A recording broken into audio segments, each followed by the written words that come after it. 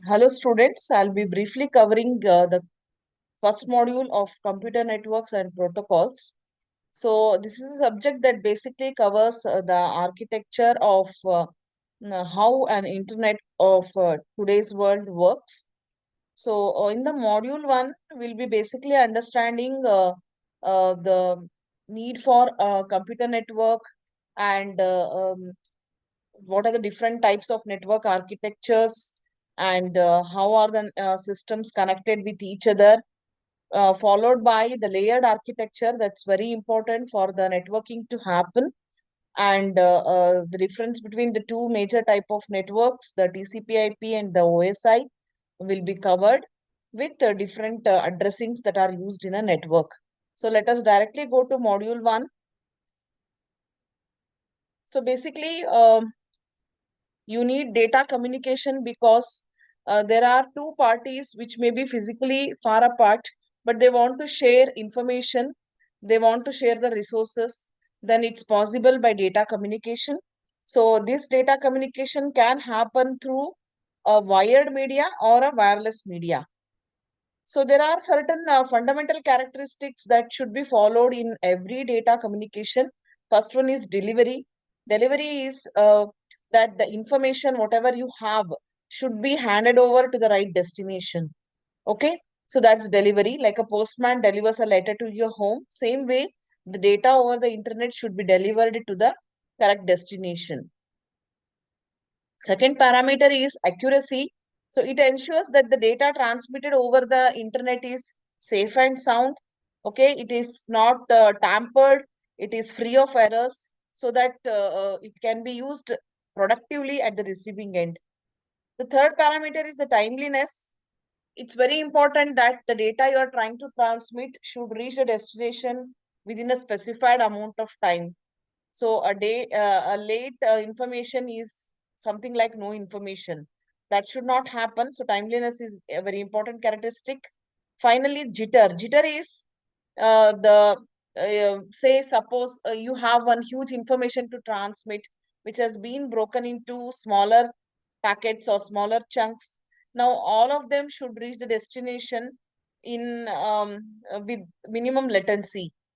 They should not arrive very much delayed way, out of order. It becomes very difficult to reassemble or understand how the information is.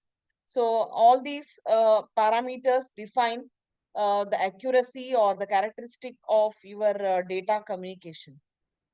Now, basically, a simple model of data communication looks like this. You have a sender, you have a receiver. So the sender is trying to send some information to the receiver, and that information is generically called as a message. Information has to go through on some medium. It may be a wireless medium, it may be a copper wire, twisted pair, coaxial cable, or an optical fiber. But both sender and receiver follow certain rules. It is not that sender transmits however he wants and the receiver is not able to receive, will discard it. No, it's not like that. They are both following some set of rules which mutually they have agreed on. So that's basically a data communication system. So we can have three types of data communication here. One is the data transmission only in a single direction, like a system sending something to a printer to print or downloading some information from a server to the system, simplex. Then you have data transmission in both the direction, but at a time it cannot be bidirectional. At a time it can be only unidirectional. That is called half duplex. And if the data transmission is happening in both the direction at the same time, it is full duplex. So obviously we would like to prefer a full duplex communication because you may be communicating with your friend at the same time the friend may also be messaging you back. It can be a data transmission at any point of time in both the directions. So bidirectional or full duplex communication is preferred. So coming to the definition of a network, it's a set of devices connected by a communication link. A node can be a computer, printer, or any other device that is capable of sending and receiving data. Generally, we say computer network is a set of autonomous systems, means each system can work independently but they can also be a part of a network. Like at your home, you may have a network with one or two laptops, a few mobiles, okay, connected together to share the data. So there are certain things that we should know about a network. One is the network criteria. Second is its physical structure, how it is connected, and types of networks. So network criteria can be, first one is performance. So how good your network is can be measured with two parameters, the delay and the throughput. Delay is the time when you send something to the time it arrives at the destination. So this delay cannot be very large. Say you are trying to download something from an internet. If it takes a very long time, obviously uh, you'll be irritated. You don't like it. You want the data to be downloaded at a faster rate. So delay should be minimum. Throughput is again very similar to delay. Throughput is how many such transactions you can make in a given time. Again, you want a high throughput. So you may be downloading multiple informations at the same time. So how good your network is and how fast it can deliver you everything you want. Next is reliability. So reliability is the network should not fail. Okay, it should deliver your information to the right destination. So it should be robust. If one path uh, or one link is broken, there should be other ways to reach the destination. Then you say it is robust and it is reliable. Finally, security. See, internet is something that's potentially used by everybody, as also it is very fragile. So since most of the data transmission happen wirelessly, anybody can hack the data or anybody can steal your data. So security is very important. In today's world, you all know, most of us do um, online digital transactions involving money. So you are doing all your banking transaction online. Nobody goes to banks these days, or very less. So security plays a very important issue. Okay. Coming to the physical structure, how you can connect the systems in a network. Systems means individual processing elements. Say it may be a computer, desktop, laptop, or your mobile, or PDAs, whatever it can be. So how do you connect them together? One is point to point, means there is one transmitter, one receiver. That's a simple possible scenario. The sender sends, the receiver receives. Whereas sometimes it can be point to multi-point, means a sender is transmitting and there are multiple users who receive the data. So that is something called a broadcasting. So that situation also can be there. Physical topologies are physically how exactly your systems are connected. So in that, again, the transmission can be unicast, multicast, and broadcast. So unicast means, as you see in point to point, single transmitter, single receiver is unicast, means the data is sent to only one receiver. Multicast is the data is sent to a group of users. Say there is a uh, um, company. So in a company, a few people are working in one project. The project manager wants to send information to only his team. Then it is multicast. Whereas broadcast is, say the CEO of the company wants to tell something good news to all his employees, then it will be broadcast. Okay. So you have different types of messages that you can send, different type of transmissions that you can do on an internet.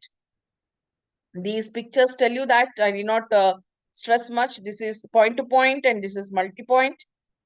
So coming to topologies, it's very important how exactly the systems are connected in a network. So there are different topologies. First one is the mesh topology. Here each node is connected to every other node. So this is the most robust network because any link failure will not affect the working of the network because there are multiple other paths to reach the destination. But as you can see, it's very complex structure. More physical wiring has been done. So it will be expensive to maintain this. Okay. Only thing is it's very robust. And of course, you can understand here it's only 5 networks and you have used roughly around 9 connectors, 9 links. But if you increase the number of networks, the number of connecting wires also will keep on increasing, 2n wires, where n is the number of nodes. Now, physically, it is not possible. Practically, it's not possible when the network becomes huge. Coming to star topology, you have a central hub and all the stations are connected to that hub. So any communication between two stations happens through the central hub. So the hub should have the capacity to route the data between the individual nodes. Now, star is a very easy topology to maintain. Okay. So when you have multiple users sitting on the same floor or maybe sitting in the same office, they can all be connected to the central hub. And in a star topology, if one link fails, only that station will be disconnected from the network, but rest all will be still working through the hub. If hub fails, then all the stations will be not working. So coming to the third category, the bus topology. So you have one common bus, and to that bus there are multiple stations connected to a point called drop line, a tap. So this is the point, access point where the stations are connected. Now in this case, it's a very, very simple topology. Very less maintenance is required for this, and easily it can be extended by putting some repeaters. But there is one major issue in this particular topology. So if this station wants to communicate with this station, it will put the data on the common line and everybody sees the station whose destination address matches should pick it. Now, the problem is at any instant, if more than one station is active, they all are sharing the same bus. And you can see the connecting bus is having a higher bandwidth than the drop lines because it has to handle lot of traffic. So bus topologies may be used for labs and such things where you are not transferring much amount of data. So there you can use it. Next is ring topology. So the stations are connected here in the form of a ring. Station means individual systems, laptops, desktops, or mobiles. So they are connected in the form of a ring. And here the ring can be unidirectional or bidirectional. Unidirectional means data transfer happens only in one direction. The problem with that will be um, it will take lot of time for you to reach from one station to another, even though physically they are near. But if it is bidirectional, at least the time required to reach a destination would be half. Another thing, the problem with the unidirectional ring is if the link fails between two stations, if the link fails between two stations, then the entire ring topology will stand still. There is no activity happening there. But if it is bidirectional link, if one of the link fails, also the other link can be used to transmit the data, though the process may achieve you slower speed. So the best topology that you can have is star or bus. So here you can see a scenario where you have mixed the two topologies. So these are the bus topologies connected together to a hub, that is the star. By this, you can easily extend your network. You can have more users. So it can be in an office with multiple bays where you have put stations and different users can work at the different stations.